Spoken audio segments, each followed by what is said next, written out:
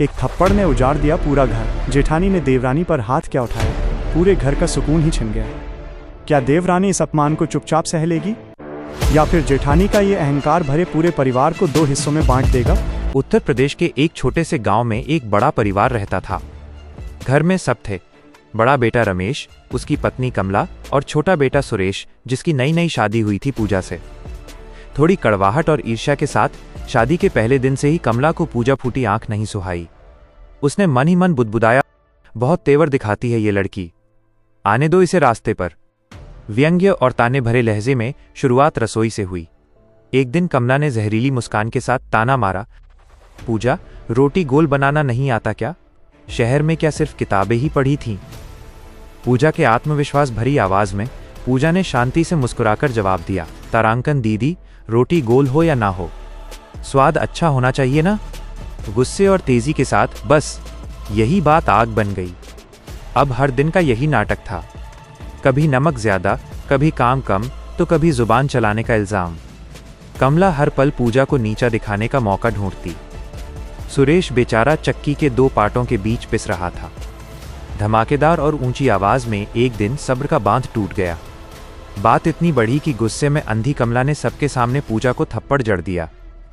सन्नाटा और फिर पूजा की ठंडी दृढ़ आवाज, पूरा घर सन्न रह गया। पूजा की आंखों में आंसू थे, पर इस बार वो रोई नहीं।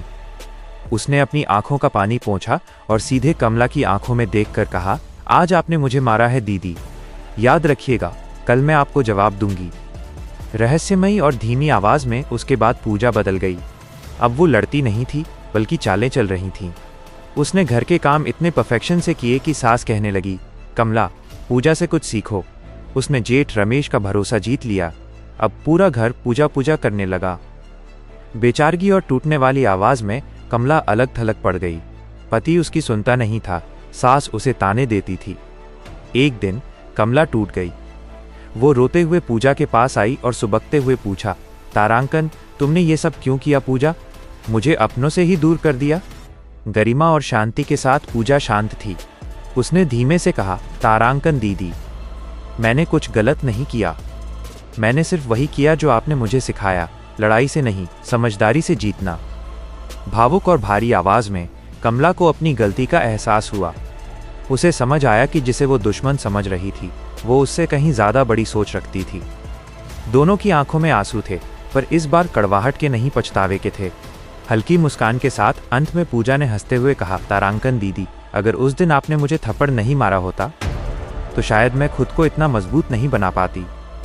सीख, लड़ाई से सिर्फ दूरियां बढ़ती हैं, लेकिन समझदारी से पूरा दिल जीता जा सकता है।